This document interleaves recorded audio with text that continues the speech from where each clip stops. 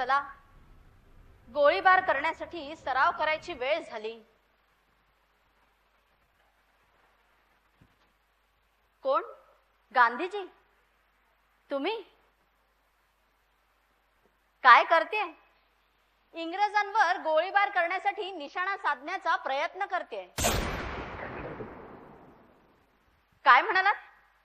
आम्हालाही तुमच्यासारखा अहिंसेच्या मार्गाने इंग्रजांचा विरोध करता आला पाहिजे, हातात शस्त्रास्त्र न घेता?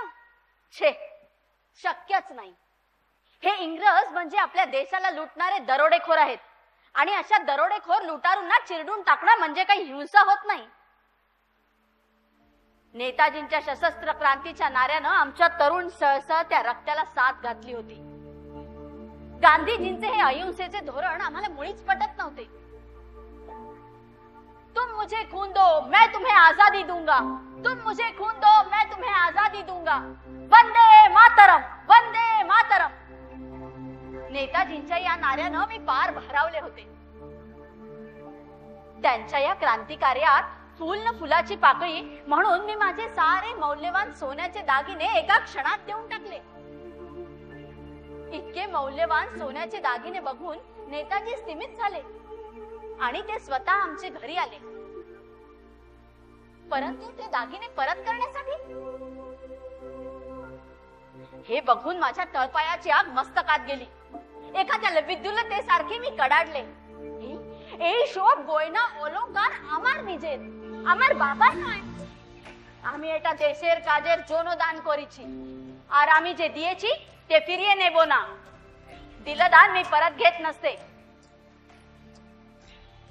माझ्या या तडफेनं करारीपणानं प्रभावित होऊन नेताजींनी माझ्या मस्तकावर हात ठेवला आणि म्हणाले, बेटी, लक्ष्मी चंचल असते, कधी येते कधी जाते, परंतु सरस्वती ही बुद्धीची देवता आहे. ती कायमच बुद्धीला वृद्धिंगत करत असते आणि तू ही आम्हाला माता सरस्वती प्रमाणे भासते.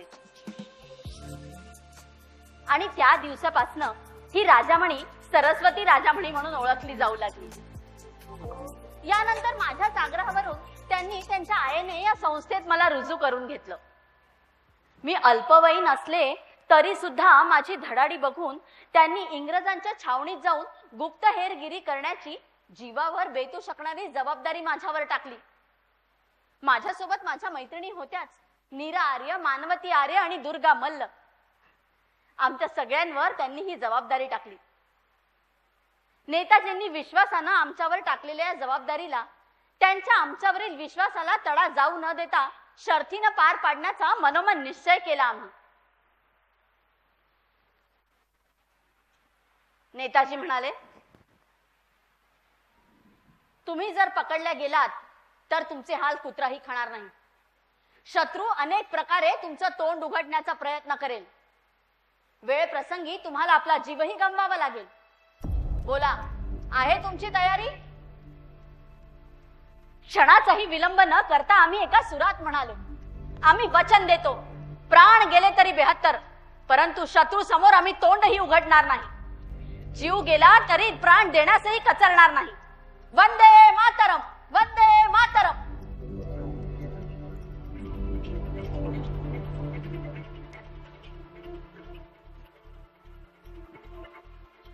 यानंतर माझा लांब सडक केश सांभार कापून माझे केस छोटे बारीक मुलासारखे करण्यात आले.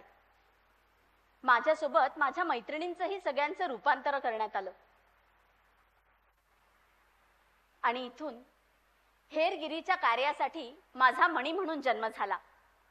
सरस्वती राजामणी आता मणी नावाचा पोरसौदा मुलगा झाली. आणि यानंतर वेषांतर करून आम्ही इंग्रजांच्या छावणीत रुजू झालो.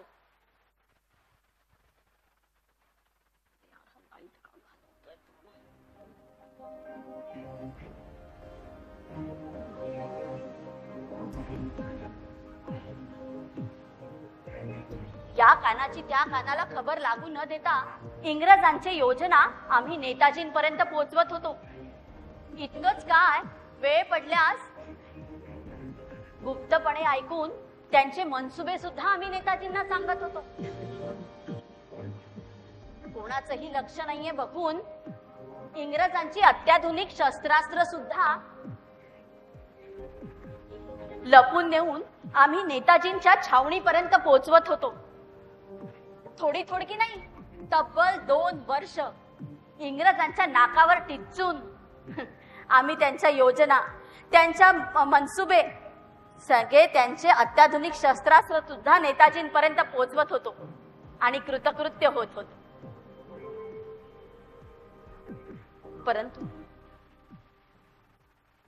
परंतु एक दिवस दुर्दैवानं दुर्गा पकडल्या गेली. आता मात्र त्यांनी फरफटत नेऊन तिला कोठडीत डांबलं. नेताजींच्या आदेशाप्रमाणे तिनं आत्महत्येचा प्रयत्नही केला, परंतु तोही फसला. आता ते तिला अनन्वित तिचा छळ करू लागले. लाथाबुक्क्यांनी तिला मारत होते. बंदुकीच्या दस्त्यानं तिच्या पाठीवर, छातीवर, पोटावर अनेक वार करत होते. तिला 4-4 दिवस जेवायला देत नव्हते, प्यायला पाणीही देत नव्हते. माझ्या सखीचा हा होणारा अनन्वित छळ मला उघड्या डोळ्यांना पाहावा लागत होता आणि मला ते बघवत नव्हतं. काहीतरी केलंच पाहिजे. आणि अशातच मला एक शक्कल सुचली. मी नीरेला मदतीसाठी तुरुंग बाहेर उभं करून मी दुर्गेला सोडवायला तिच्या कोठडीत शिरले.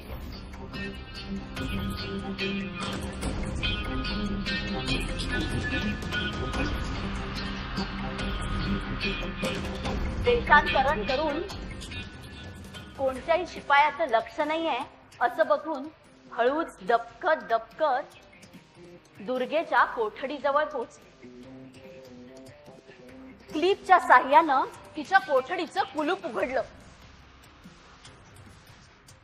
दुर्गेचा हात धरला, तिला बाहेर खेचलं. असाध्य वाटणारं असं साहस आम्ही करून दाखवलं होतं. माझा स्वतःवरच विश्वास बसत नव्हता.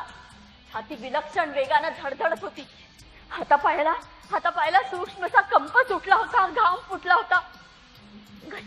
घशाला कोरड पडली होती. माझा स्वतःवरच विश्वास बसत नव्हता. पण आता मात्र आम्हाला पळायला हवं होतं. दुर्गा आणि मी पळू लागलो.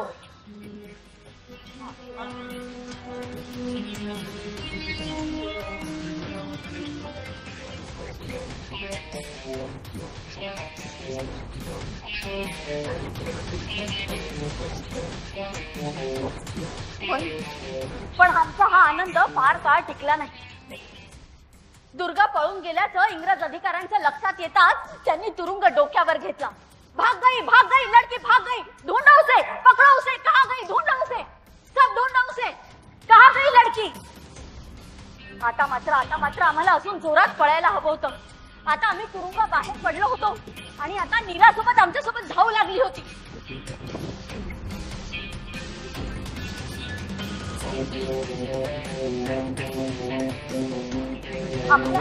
आम्हाला दूरवर पळताना पाहून त्या इंग्रज सैनिकांनी अंधाधुंद गोळीबार सुरू केला होता.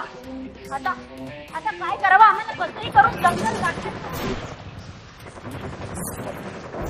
आणि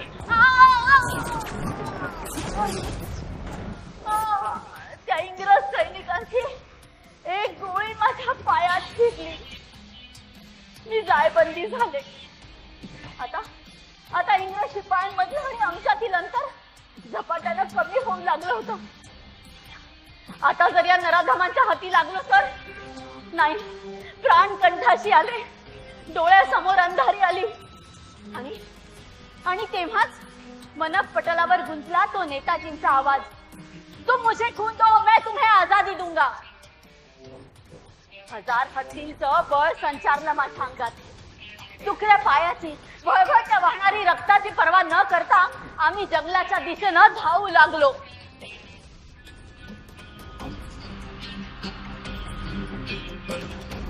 त्यांची नजर चुकवून एका घनदाट वृक्षावर आम्ही लपून बसलो.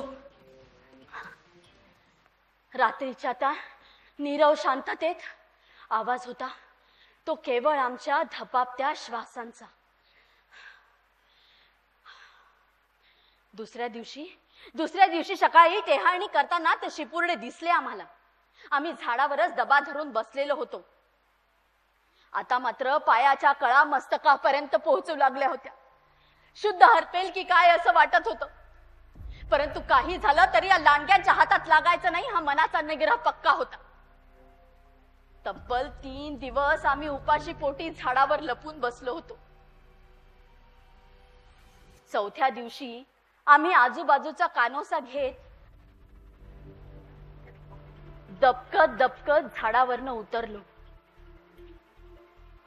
आजूबाजूला बघत आम्ही हळूहळू नेताजींच्या छावणीपर्यंत पोहोचलो.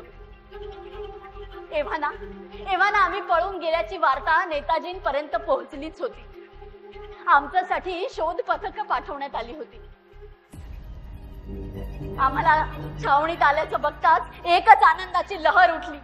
टाळ्यांचा कडकडाट आणि वंदे मातरमचा जयघोष सुरू झाला. अनेक दिवस मी शुद्धी बेशुद्धीच्या हिंदोळ्यावर झुलत होते आणि अखेर एक पाय कापून मी या दिव्यातून बाहेर पडले. पण मला मुळीच वाईट वाटत नव्हतं. अहो, इथे तर माझा फक्त एक पायच कापावा लागला होता. मी तर स्वातंत्र्यासाठी स्वतःचा जीवही द्यायला तयार होते. वंदे